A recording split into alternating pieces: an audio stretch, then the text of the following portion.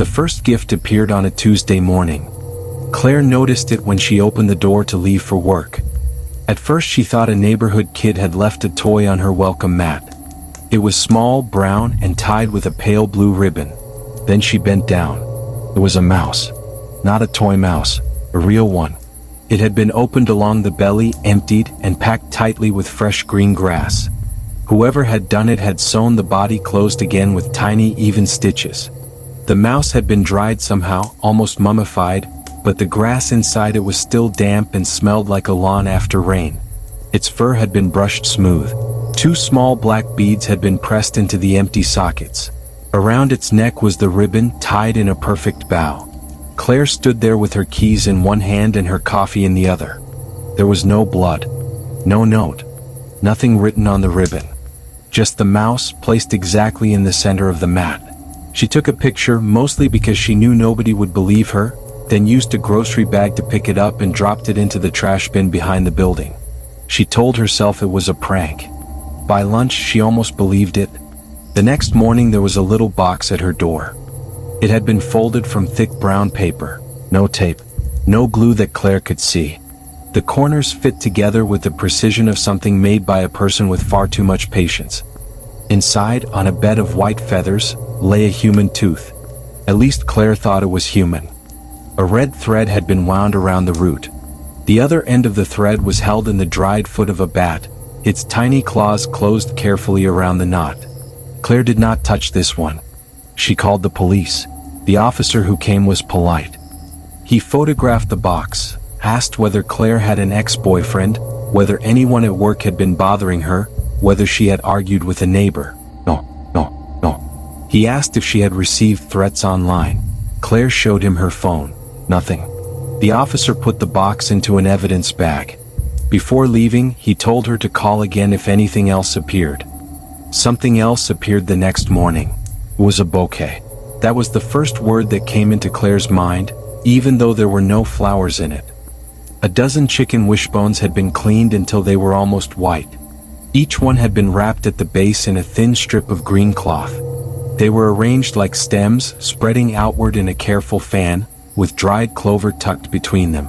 A red ribbon held the whole thing together. Claire stared at it for a long time. When she was little, her father used to save wishbones after Sunday dinner.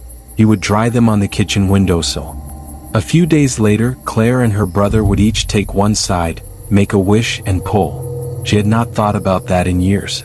Of course, lots of families did it. It meant nothing. She called the same officer. This time he asked if she had considered installing a camera. That afternoon Claire bought 2. One faced the front door from inside the apartment. The other went above the door in the hallway, pointed directly at the welcome mat. The next morning there was no gift. Neither was there one the morning after that. Claire began sleeping normally again. On Friday she woke at 6:30, checked the camera app before getting out of bed, and saw something sitting on the mat. She watched the recording. At 3:11 a.m. the mat was empty. At 3:12 the camera image broke into gray blocks for less than a second. At 3:12 and 1 second the picture was normal again. There was something on the mat. Nobody approached. Nobody walked away. The stairwell at both ends of the hall remained empty. Claire watched it 7 times. Then she opened the door. This gift was a ring. Or an attempt at one. A small vertebra had been carved into a circle and polished until the bone shone like ivory. Tiny blue flowers had been pressed into a groove around its outer edge. Claire did not try it on. Over the next 2 weeks the gifts kept coming. Never every day. Never at the same time. A bouquet of wildflowers with iridescent beetle wings wired among the petals. A heart-shaped box containing 12 smooth acorns, each polished and nestled in its own little paper cup like a chocolate. A small bird's nest lined with strands of blonde hair. In the center sat 3 glass marbles, warm when Claire touched them. A dead moth pinned inside a handmade wooden frame, its wings surrounded by tiny pieces of colored candy. Every object was revolting. Every object was beautiful. That was the part Claire found hardest to explain. Whoever made them was not careless. Hours of work had gone into some of them. Maybe days. The ribbons were tied neatly. Bones had been scrubbed clean. Feathers were arranged by size. Colors matched. It was as if someone had spent a very long time watching people give things to one another and had understood almost everything except why. Claire stopped opening the boxes. She stopped photographing them. She stopped calling the police. She simply carried each new gift downstairs and threw it away. The last one she received outside was a bunch of red roses. Real roses. For one stupid second, Claire felt relieved. Then she noticed the little pale shapes between the flowers. Bird feet. 6 of them. Cleaned, dried, and arranged among the roses like decorative sprigs. Claire carried the bouquet straight to the dumpster. She lifted the lid and threw it in hard enough to scatter petals. "I don't want them," she said. She did not know who she was talking to. "I don't want any of this." That night, nothing happened. The next morning, her welcome mat was empty. Claire stood in the doorway and laughed. It was the first time she had laughed about any of it. She went back inside, made coffee, showered, dressed, and opened the bathroom cabinet to get her deodorant. On the middle shelf was a tiny arrangement of white stones, red thread, and 3 neatly folded moth wings. Claire screamed. The police found no sign of forced entry. The windows were locked from inside. The chain on the front door had been in place all night. The camera in the living room showed Claire entering the apartment at 6:18 p.m. and nobody else entering afterward. The bathroom had no window. The officer asked if Claire might have put the object there herself and forgotten. She asked him to leave. After that, the gifts moved through the apartment. A polished stone appeared inside her silverware drawer. A little wreath of feathers appeared on her pillow. She found 3 wishbones tied together inside the pocket of a coat she had not worn since winter. One morning there was a small box beneath her bed. She did not open it. She carried it outside and dropped it into a public trash can 4 blocks away. That evening it was sitting on her kitchen table. Claire called her older sister Megan. Megan lived 40 minutes away. She arrived with an overnight bag, a baseball bat, and the practical confidence of someone who had not yet spent a month being given things by something she could not see. They checked every room, the closets, beneath the bed. Megan even opened the access panel beneath the bathtub. Then they locked the windows, locked the front door, fastened the chain, and pushed a dining chair under the handle. They stayed in the living room until after 2 in the morning. Nothing happened. Megan finally smiled. Maybe it doesn't like an audience. Claire almost smiled back. Megan went to the kitchen to make tea.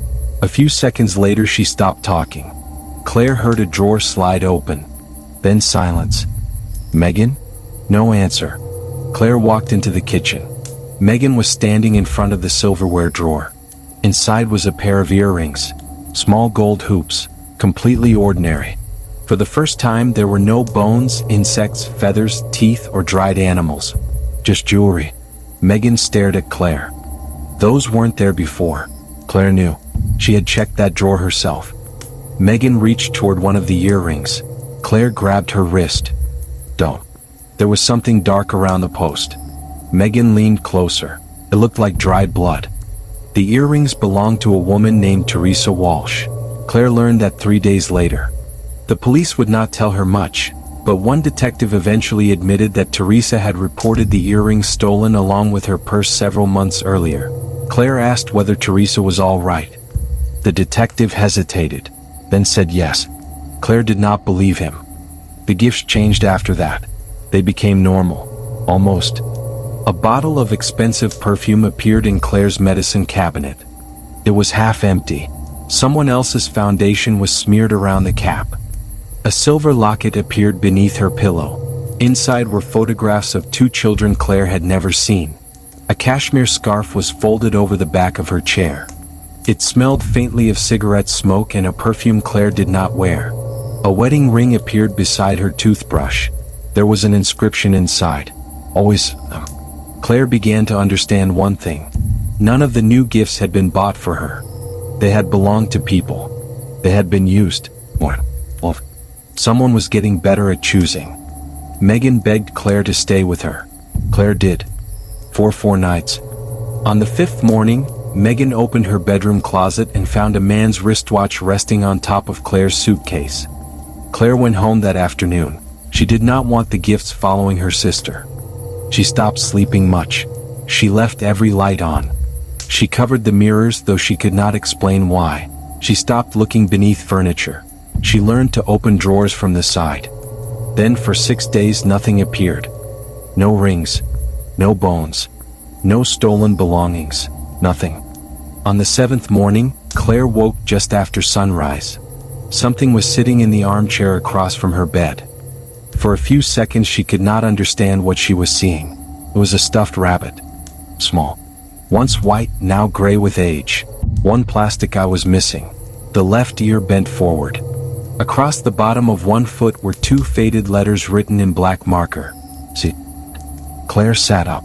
She could hear herself breathing. When she was 7 years old, she had taken that rabbit everywhere. His name was Button. Her mother had written Claire's initials on his foot before a family trip to the Outer Banks because Claire was always leaving him in restaurants. She lost Button on that trip. They had stopped at a beach access near Nag's Head. Claire remembered sitting on a wooden bench while her father put sunscreen on her brother. She remembered setting Button beside her. She remembered getting back to the rental house and realizing he was gone. Her father drove back. The rabbit was not there. Claire cried until she threw up. 4 years afterward, whenever her family talked about that vacation, somebody mentioned Button. Then Claire grew up. Her father died. Her mother sold the old house. The story stopped being told. Claire had not seen the rabbit in 26 years. She got out of bed. She did not touch him. She called Megan. Megan answered on the second ring. Claire tried to explain. Halfway through she stopped. There was something she had never considered before. The first mouse had appeared 5 weeks ago. The first gift had not necessarily been the first time someone had noticed her. Claire looked at the rabbit again. One eye stared back. The other socket was empty. She left the apartment. For the rest of the day she sat in a coffee shop 3 neighborhoods away. She considered a hotel. She considered Megan's house. She considered getting in her car and driving until she reached another state. But every version of leaving ended with the same image. The watch on Megan's suitcase. At 11 that night, Claire went home. Button was still in the chair. She left him there. She sat on the bed with all the lights on. Midnight passed. Then 1. Then 2. Nothing moved. At some point she realized the room looked different. Claire stared toward the wall opposite her bed. There was a door in it. She did not scream. She did not move. There had never been a door there. The other side of that wall belonged to the apartment next door. Claire knew this because she had lived there for 6 years. But now there was a narrow wooden door between her dresser and the window. It was beautiful. Dark wood, polished until it reflected the lamplight. The frame had been decorated by hand. White wishbones formed delicate arches along the top. Red thread wound through tiny holes in the wood. Beetle wings shimmered between pressed flowers.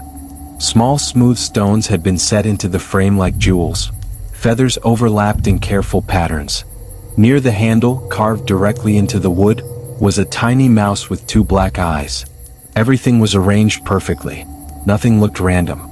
Claire stared at it for a long time. Then she looked at Button. The rabbit was no longer in the chair. He was sitting on the floor in front of the door. Facing it, Claire stood.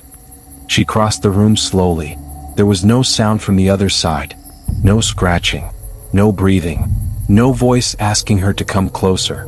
She stopped in front of the door. For 5 weeks, things had been left for her. First outside. Then inside. Things someone thought people valued. Then things people actually valued. Then something she had valued more than anything in the world. Claire looked at the handle.